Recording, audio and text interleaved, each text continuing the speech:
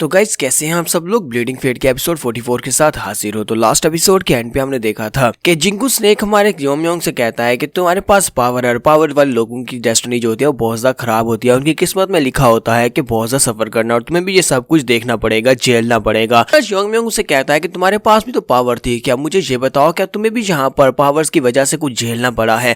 तो Xingu snake उसे कहता है कि हाँ मुझे बहुत कुछ झेलना पड़ा। मेरा पुराना मास्टर तुम्हारा जो एंसेस्टर था उसने मुझसे बहुत ज्यादा काम करवाया। वो एंड तक मुझसे काम करवाता था, सारा दिन 24 घंटे मुझसे काम करवाता रहता था, यानी कि मुझे बहुत सा हार्ड वर्क करना पड़ता था। वो मेरे पॉइजन के लिए मुझे यूज करता था। लेकिन जब वो मरने लगा, यानी कि तुम्हारे एंसेस्टर जब वो मरने लगा, उसे लगा कि मैं बहुत ज्यादा खतरनाक हूँ और बहुत सारे लोगों को नुकसान पहुंचा सकता हूँ। तो उसने मुझे आजाद करने की बजाय कुछ जादूगरों को बुलाकर जहाँ पर तलिस्मस की वजह से मुझे सील कर दिया और एक फॉर्मेशन के अंदर ट्रैप कर दिया। पिछले कई हजार साल से मैं यहीं पर ट्रैप हूँ। तुम खुद हिसाब लगा सकते हो कि जिनके पास पावर होती है उन लोगों की किस्मत में यही लिखा होता है कि उन लोगों को बहुत कुछ झेलना पड़ता है। तुम्हारा योंग उसकी बातें सुनने के बाद सोच रहा होता है, तो इसका मतलब यह है कि इसको अगर वहां पर सील किया गया था तो ये एक बहुत ही हाई रैंक की स्पिरिट है, जिसकी वजह से मेरे एंसेस्टर भी डरते थे कि कहीं इसको रिलीज कर दिया गया तो ये बहुत सारे लोगों को नुकसान पहुंचा सकता है। जबकि ये एक हाई रैंक का स्नेक है और किसी की भी हाई रैंक की गार्डियन स्पिरिट बन सकता था। तो इसका मतलब यह है कि बहुत सारे जादूगरों को ये चाहिए होगा, बहुत सारे जादूगर इसे अपनी स्पिरिट बनाना चाहते होंगे। लेकिन इसके बावजूद बहुत सारे हाई ग्रेड के जादूगरों ने यहाँ पर आकर मेरे एंसेस्टर की मदद की ताकि इसको सील किया जा सके। नहीं लगता कि मेरे एंसेस्टर को भी इस तरह का कोई मेथड आता होगा जो मेरे मास्टर को पता था, यानी कि उन जादूगरों को कैसे काम में लाना है, उनको किस तरह से काम करवाना है। फिर साथ ही हमारा योंग वहां पर सोच रहा होता है कि जिंगू स्नेक ने कहा कि मेरी किस्मत में ये लिखा हुआ है कि मुझे बहुत ज्यादा झेलना पड़ेगा। कहीं ऐसा तो नहीं है कि मेरी पास मेमोरीज जो इस वक्त मेरे पास है उनकी वजह से ये सब कुछ हो रहा है। इसी वजह से मुझे मेरी पास की सारी मेमोरीज याद आई और मुझे पावर्स मिली हैं। इसी के साथ ही हमारे योंग को बाहर से आवाज आती है, कोई से कहता है कि फैमिली हेड कुछ बहुत ही बुरा हुआ है। तुम्हारा योंग जल्दी से जिंगू स्नेक को वापस अपने कंधे के अंदर छुपा रहा होता है और कहता है क्या हुआ। तो गार्ड उसे कहता है कि सर जल्दी से मेरे साथ है, आपको मेरे साथ चलना होगा। अटैक हुआ है हमारे सिचुआन के बाहर एक विलेज में अटैक हुआ है जहां पर जॉइंट सेक्टर के दो लोग शायद हमारी तरफ आ रहे थे टैंक फैमिली की तरफ, और उनके ऊपर रास्ते में अटैक कर दिया ब्लैक डेथ अलायंस के कुछ लोगों ने, या फिर वो लोग इवल फैक्शन के लोग हो सकते हैं। तो हमारा योंग की उसकी बात सुनने के बाद जल्दी से रेडी हो जाता है। ये लोग उनको बचाने के लिए वहां पर जाने वाले। जबकि दूसरी तरफ का सीन दिखाते हैं जहां पर युनसू और मास्टर ताईहो होते हैं। तो मास्टर ताईहो बहुत ही बुरी तरह जख्मी होते हैं। युनसू कहता है कि अब हम लोग क्या करें, लगता नहीं है कि हम लोग इससे आगे बढ़ पाएंगे क्योंकि यहाँ पर तो बहुत सारे लोग हैं। तो उनके सामने इवल फैक्शन के जो लोग होते हैं वो लोग कहते हैं कि तुम लोग कहाँ पर जा रहे हो, जॉइंट फैक्शन के लोग हो, लगता है कि तुम लोग टैंक फैमिली को अपने साथ मिलाने के लिए टैंक फैमिली की तरफ जा रहे हो, लगता है कि तुम लोग अपना होमवर्क करके यहाँ पर नहीं आए। जॉइंट सेक्टर के लोग यहाँ पर इस टेरिटरी में नहीं आ सकते। सिचुआन की टेरिटरी ब्लैक डेथ अलायंस और इवल फैक्शन के लोगों की है और यहाँ पर तुम्हारा आना बिल्कुल भी पॉसिबल नहीं है और तुम लोग यहाँ पर बिना इजाजत के नहीं घुस सकते। मास्टर ताईहो युनसू से कहते हैं कि युनसू मैं इन लोगों को यहाँ पर होल्ड बैक करने की कोशिश करता हूँ, जबकि तुम यहाँ से भाग जाना। तो वो कहता है कि बस करो ओपा, तुम ऐसा कैसे कर सकते हो, तुम अपनी हालत तो देखो, तुम बहुत ही बुरी तरह से जख्मी हो, तुम इन लोगों को थोड़ी देर के लिए भी होल्ड बैक नहीं कर पाओगे। साथ ही जुनसू वहाँ पर सोच रहा होता है कि मुझे नहीं पता था कि यहाँ पर बहुत सारे इवल फैक्शन के लोग होंगे, जहाँ तक कि उनका लॉर्ड जैंग टैशोन भी उनके साथ ही है। तो मैं यहाँ पर अकेले इन सभी को नहीं हरा सकता और मास्टर ताईहो भी बहुत ही बुरी तरह से जख्मी है।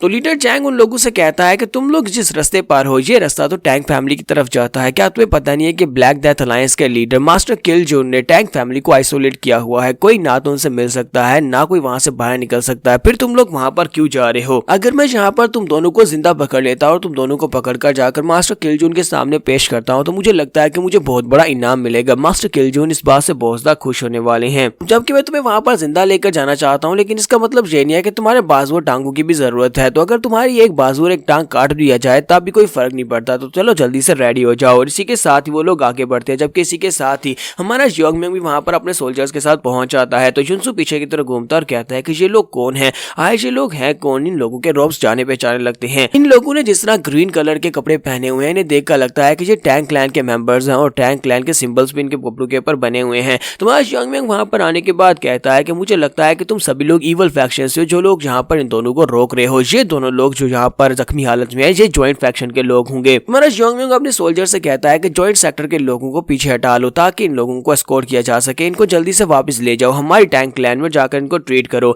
तो मास्टर वुनजिन उसके साथ ही होते हैं। तो मास्टर वुनजिन कहते हैं ठीक है सर, जैसा आपने कहा बिल्कुल ठीक है, मैं वैसे ही करता हूँ। इसी के साथ सोल्जर्स आगे बढ़ते हैं, जाकर उनको पीछे ले आते हैं। जबकि युनसू वहां पर सोच रहा होता है, लगता है कि ये लोग वाकई में टैंक फैमिली के मेंबर्स हैं और टैंक फैमिली के मार्शल आर्टिस्ट हैं और यहाँ पर हमारी मदद करने के लिए आए हैं। लेकिन यहाँ पर सिर्फ और सिर्फ 4 ही लोग हैं, 3 सोल्जर्स हैं और एक साथ में ग्रीन कपड़ों वाला, हो सकता है कि इनका फैमिली हेड है, लेकिन ये यहाँ पर अकेले क्या कर पाएंगे। ये 4 लोग यहाँ पर मिलकर तकरीबन 100 इवल फैक्शन के लोगों से नहीं फाइट कर सकते। इनके सामने तकरीबन 100 लोग हैं। हमारा जोंगम्योंग मास्टर जुनसू से कहता है कि जिस बंदे को तुमने उठा रखा है ये काफी बुरी तरह जख्मी है, मैं चाहता हूँ कि तुम इसे लेकर पीछे हट जाओ, प्लीज जल्दी से पीछे हटो ताकि इसे ट्रीट किया जा सके। मास्टर जुनसू से कहता है जरा रुको, क्या तुम्हें लगता है कि तुम इनसे फाइट कर सकते हो। मास्टर वुंजी आगे बढ़ते हैं और जाकर मास्टर ताइहो को उससे ले लेते हैं और कहते हैं कि इसको मैं संभालता हूँ। कि मास्टर जुनसू से कहते हैं क्या तुम लोग आगे बढ़कर उसकी मदद नहीं करोगे, क्या तुम उस लड़के को आगे अकेले जाने दोगे, क्या तुम्हें दिखाई नहीं दे रहा वहाँ पर तकरीबन 100 से भी ज्यादा इवल फैक्शन के सोल्जर्स हैं और ऊपर से स्पेशली उनका लीडर चैंग भी उनके साथ है। बाकी के सभी सोल्जर्स भी वहाँ पर बहुत ज्यादा रिलैक्स होते हैं। वो सभी लोग उसे कहते हैं कि आपको यहाँ पर परेशान होने की जरूरत नहीं है, आप बस यहाँ पर चुपचाप मेरे साथ चले, हमें यहाँ से वापस टैंक फैमिली में जाना है, ऐसे किसी को भी यहाँ पर परेशान होने की जरूरत नहीं है, हमारे लीडर खुद ही ये सब कुछ संभाल लेंगे। मास्टर जुनसू कहते हैं ये क्या कह रहे हो, मुझे इस बात के ऊपर यकीन नहीं हो रहा कि तुम्हारा ये लड़का जो है अकेले यहाँ पर इतने सारे लोगों को कैसे संभालेगा। तो लीडर जैंग हमारे जोंगम्योंग को सामने देखकर कहता है कि लड़के तुम कौन हो जो यहाँ पर हमारा रास्ता ब्लॉक कर रहे हो। तो उसका साथी उसे कहता है कि पैलेस लॉर्ड, मुझे लगता है कि ये वही है जिसके बारे में यहाँ पर अब काफी ज्यादा चर्चा हो रही है, जिसने यहाँ पर माकिनो को मारा था और उसके 300 सोल्जर्स को मारा था, टैंक फैमिली का न्यू हेड। लगता है कि ये वही लड़का है जिसने टैंक फैमिली के यंग पैट्रियार्च के कंपटीशन को जीता है, ये टैंक फैमिली का न्यू हेड है। तो लीडर जैंग वहां पर हंसना शुरू कर देता है और कहता है कि ये तो बहुत ज्यादा क्यूट सा लड़का है, तुम्हें क्या लगता है कि ये क्यूट सा लड़का यहाँ पर किसी को मार भी सकता है, मुझे तो ऐसा बिल्कुल भी नहीं लगता। इस लड़के को क्या लगता है कि ये अकेले यहाँ पर हम सभी लोगों को फेस कर सकता है। तो लीडर जैंग उसे कहता है कि हमारी ब्लैक डेथ अलायंस के मास्टर किलजू ने तुम्हारी टैंक फैमिली को जिंदा छोड़ दिया था, वरना हम लोग कब का तुम्हारी टैंक फैमिली को अपरूट कर देते, लेकिन अब जबकि तुम यहाँ पर खुद आए हो तो अगर मैं यहाँ पर टैंक फैमिली के नए लीडर को मार देता हूँ तो उसके बाद टैंक फैमिली खत्म हो जाएगी। अब जबकि तुम खुद यहाँ पर चल कर आए हो तो अगर मैं यहाँ तुम्हें मार भी डालता हूं तो इसका मतलब यह है कि लीडर इस बात से बिल्कुल भी गुस्सा नहीं होंगे और मेरे पर कोई इल्जाम भी नहीं आएगा। लेकिन इसी के साथ एक नीडल आकर उसके माथे के अंदर घुस जाती है, जिसके साथ ही वो वहीं पर नीचे गिर जाता है और वहीं पर नीचे गिरकर मर जाता है। तो मेरा जोंगम्योंग कहता है कि तुम्हारी बकवास सुन सुनकर तो मेरा दिमाग ही पक गया। सभी लोग बहुत ज्यादा हैरान हो जाते हैं। तो हमारा जोंगम्योंग उनसे कहता है कि तुमने क्या कहा कि तुम्हारे मास्टर किलजू ने यहाँ पर हमारी टैंक फैमिली के ऊपर तरस खाया और हमें जिंदा छोड़ दिया और आज तुम लोग यहाँ पर हमें अपरूट करने की कोशिश कर रहे हो, यानी हम सभी को मारने की कोशिश करने वाले थे, लेकिन अब यहाँ पर मैं तुम सभी लोगों को मारूंगा, मैं इवल फैक्शन और इसके साथ साथ ब्लैक डेथ अलायंस और तुम्हारे मास्टर किलजू सभी लोगों को मार डालूंगा।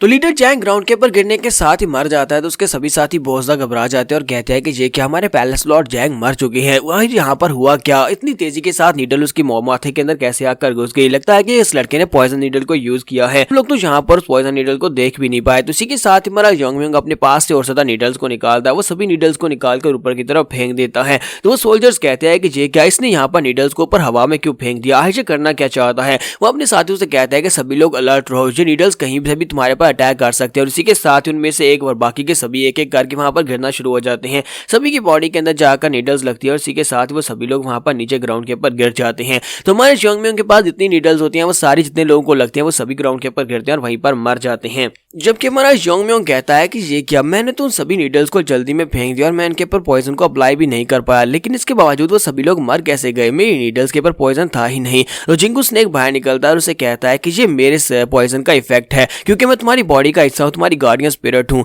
और मैंने उन नीडल्स को पॉइजन दिया था, अपना पॉइजन, जिंगू पॉइजन की वजह से वो लोग मर रहे हैं। जोंगम्योंग उसे कहता है कि जितना मैं तुम्हारे बारे में सोचा था तुम मुझसे ज्यादा काम के निकले, तो बहुत ही अच्छा है, यानी कि अब मुझे यहाँ पर खुद से पॉइजन को अप्लाई करने की जरूरत नहीं है बल्कि तुम ये काम कर दोगे। मास्टर जुनसू भी ये देखने के बाद काफी ज्यादा हैरान हो रहे होते हैं और कहते हैं कि मुझे इस बात के ऊपर तो यकीन नहीं हो रहा कि इस लड़की के पास इतने कमाल के असैसिन स्किल्स हैं। मुझे लगता है कि उस माउंटेन के ऊपर हमने जो 300 लोगों की लाशें देखी थी और मास्टर माकिनो की लाश देखी थी, वहां पर भी इसी लड़के ने अपनी कारीगरी दिखाई होगी, इसी लड़के ने वहां पर 300 लोगों को मारा था। तो यहाँ पर हम लोग अपनी एपिसोड 44 का एंड करेंगे। हाँ तो गाइस, जैसा कि मैंने कम्युनिटी में बताया था कि मेरी तबीयत नहीं ठीक, तो इसीलिए आज भी एक ही एपिसोड आ पाएगी क्योंकि मेरी तबीयत वाकई में नहीं ठीक।